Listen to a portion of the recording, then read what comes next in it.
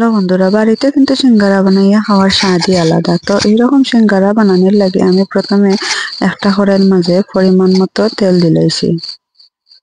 এরপরে আমি এখানে কাটিয়ে রাখছিলাম পেঁয়াজ কুচি, ওগুলোও ছাড়িয়ে দিব।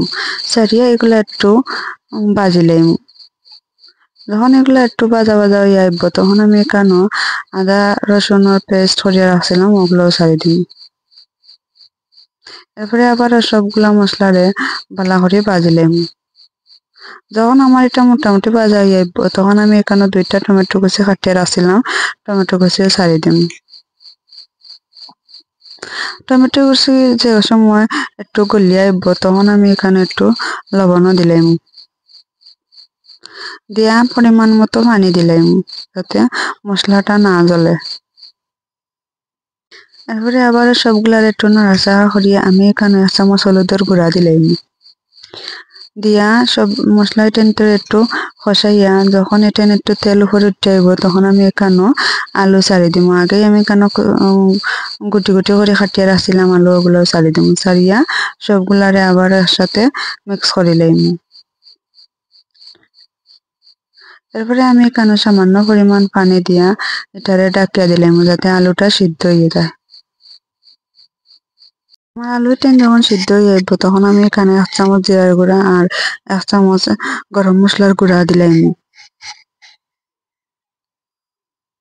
দিয়া এই সবগুলো মশলা একসাথে নাড়াচাড়া করিয়া আমি যখন এটা পানি শুকাই আইব তখন আমি কয়েক টুকরা আলু গালি লাইম যাতে ফুটটা একটু ঘন হয়ে যায়।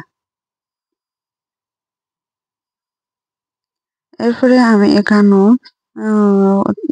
আগে ধনিয়া পাতা কুচি কাটিয়ে রাখছিলাম, ওগুলোও ছাড়িয়ে দিম। ছাড়িয়ে নামাইলেও রেডি কিন্তু আমার আজকের সিঙ্গারার পুর।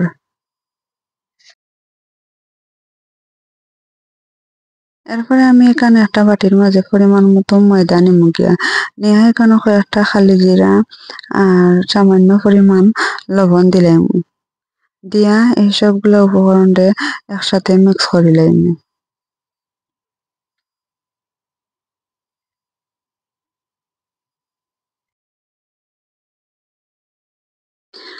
এখন আমি এখানেও পরিমাণ মতো তেল দিলাম।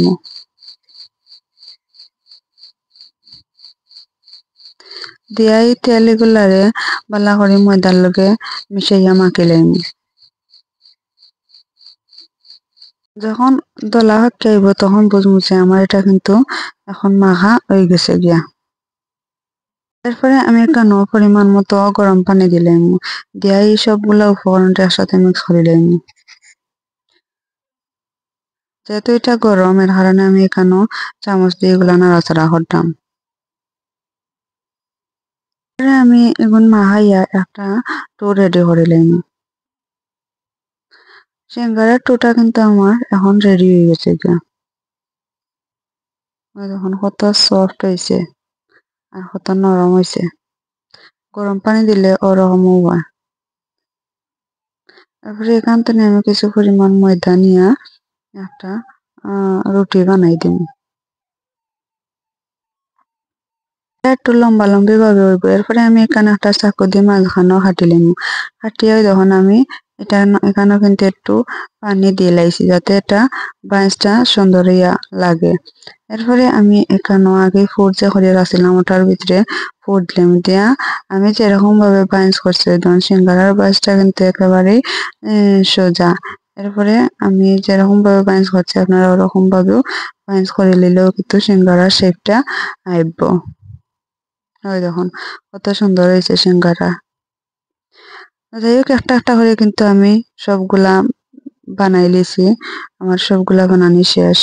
এখন আমি একটা কড়াইয়ের মাঝে তেল দিয়া এগুলা লাল লাল করিয়া ভাজি নিলেও রেডি আমার আজকে গরম গরম সিঙ্গারা। আপনারা কারা কারা সিঙ্গারা খাইতে পছন্দ করেন অবশ্যই কমেন্ট করে জানাইবা। আর যারা ইউটিউব চ্যানেলটা না দেখা তারা চ্যানেলটা সাবস্ক্রাইব করে আমার পাশে থাকবা। রাখ পর্যন্ত সবাই ভালো থাকুক, সুস্থ থাকুক। পরবর্তীতে দেখা হইব অন্য কোনো ভিডিওতে নতুন কোনো রেসিপি লইয়া।